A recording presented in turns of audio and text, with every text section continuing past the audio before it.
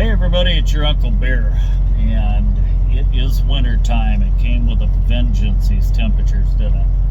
I woke up in northeast South Dakota this morning to minus 17 degrees, and I'm sure it's colder in a lot of spots north of there. Minnesota, North Dakota come to mind. But one thing I ran into a younger driver this morning while I was waiting to check in at the shipper. Me and another driver from Wisconsin. We're kind of giving him pointers, you know, how to keep from gelling up and how to dress, etc. Because he'd said it was his first trip to South Dakota, and which is kind of like, you know, closing the barn door after the horse is gone, I guess. But anyways, he. After we'd all gotten checked in, he came over to the truck and he had said that, short story long, his reefer had gelled up and he didn't have another filter,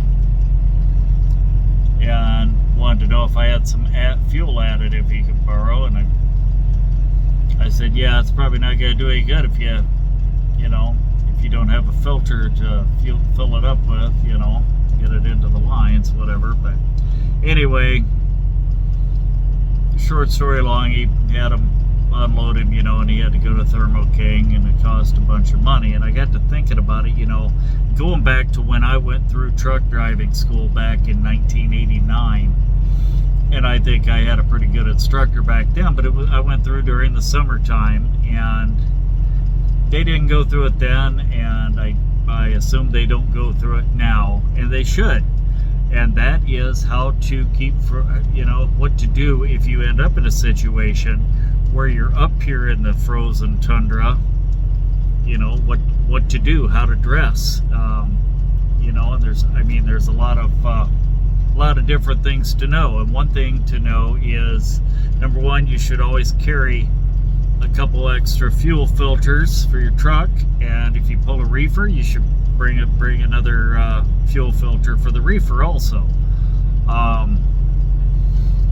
And if you gel up, you know, have some power service or house, whatever. There's a lot of good additives out there. I'm not selling for anybody. I've used house, never had a problem with it. Right now I'm using power service, never had a problem with it either.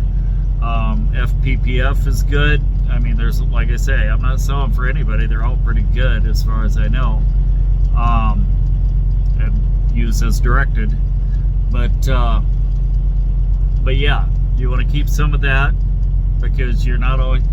Now, my truck, brain surgeon that I am, it didn't even occur to me to ask when I bought this truck. It was a Southern truck, and it has no fuel heaters on it at all. So, which is fine. You know, back early in my career, most trucks didn't have fuel heaters. You had to figure out how to keep it from gelling without fuel heaters. So, basically, you carry additive with you. You know, I try to keep a pretty good percentage of number one fuel, but places where you can buy number one diesel are getting few and far between. Everybody just says, oh yeah, we add a little bit of number one and a little bit of fuel additive in there, and I don't believe them.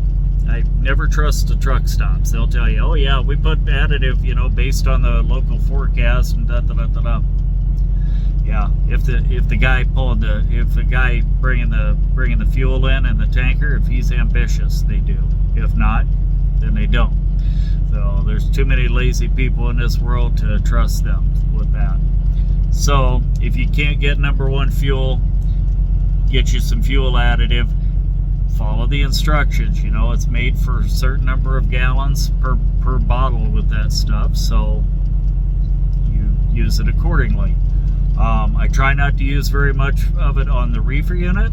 Again, I try to keep at least 50% number one fuel in the reefer tank during the winter time.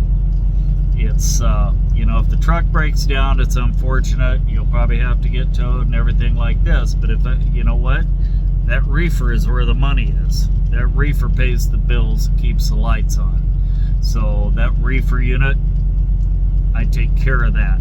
That's number one priority, is making sure that that freight is where it is, the temperature it's supposed to be, and that reefer unit is keeping it at that temperature. So now that being said, you know, yeah, if you do gel up, you wheel off that primary fuel filter, get another one, fill it with power service or whatever additive you're using, spin it back on there. That way that additive gets right into the lines and goes to work. You know, a lot of guys carry that power service 911. I'm not familiar with it. I've never used it. But if you're already gelled up, they say that's the stuff you want to put in. I don't know. I am still a big proponent of prevention rather than dealing with the emergency. You know, prevent yourself from gelling up rather than figuring out how to get out of gelling up. You know, once it's happened. So what I would do is I would learn how to change your fuel filters, and like I say, carry extra filters, carry filter wrenches, and carry some additive, and that way you're prepared. You know, prepared regardless. Put that additive in before you fuel. You know, years ago, the regular number 2 fuel, we used to say it clouded up at 5 degrees. But now with this new biodiesel, since that came about, and I've talked to other experienced drivers on this, and we've come to the conclusion that the biodiesel usually starts clouding up about 20 degrees above zero. So it clouds up a lot sooner than the old stuff. So, and it's got animal fat in it, so that's, you know, that makes sense. So anyway, like I say, prepare yourself. If you're able to get number 1 fuel, do that. Now, the difference between the number 1 fuel and number 2 fuel, the number 1 fuel is refined more. It's a lot thinner, and it's I don't know of any instances where it's gelled up. I may be wrong. I'm not a scientist, but I don't know anybody that's gelled up using number 1 fuel. Okay, like I say, I make sure that my reefer unit, I try to keep that at least 50% number 1 fuel during the winter time.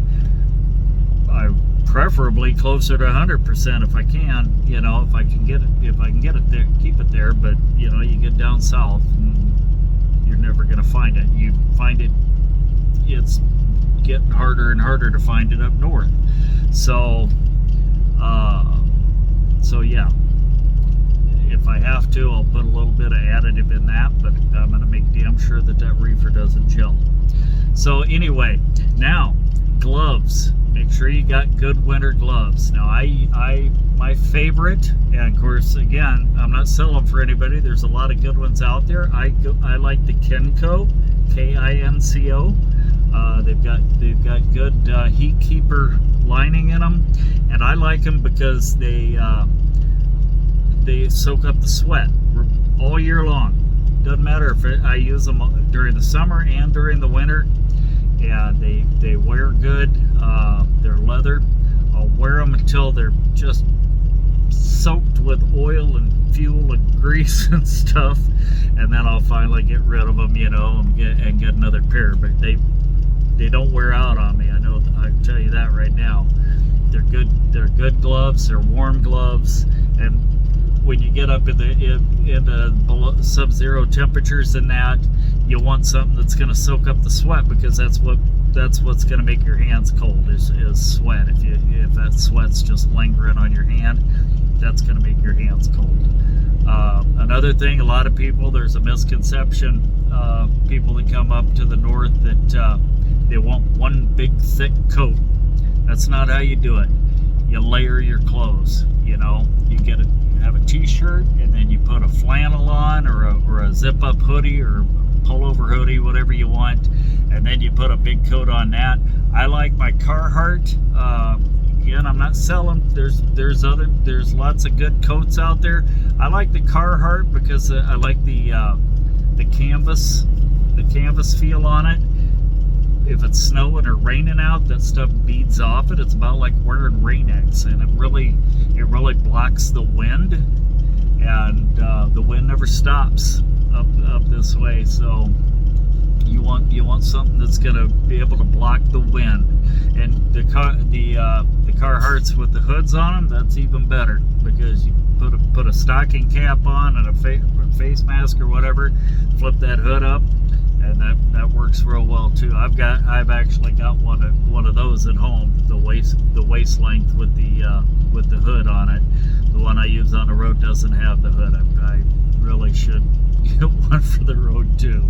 But anyway, so you want to dress warm. It doesn't take too long to get frostbite, so make sure you got something to cover your ears.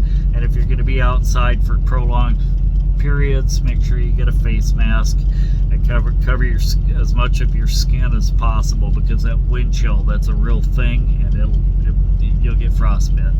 So anyway, be safe out there. And if any of you guys, it's sad that we don't have, and I've said this in the past, the old school truck stops. 70% of what I know about trucking I learned around those old coffee counters, but thanks to the 14-hour rule, none of us have time for a coffee break anymore, do we?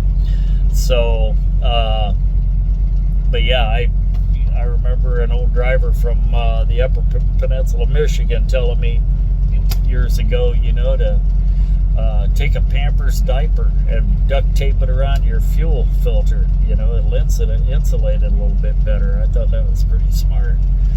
But yeah. Anyway, stuff like that. Now, if you make sure you comment if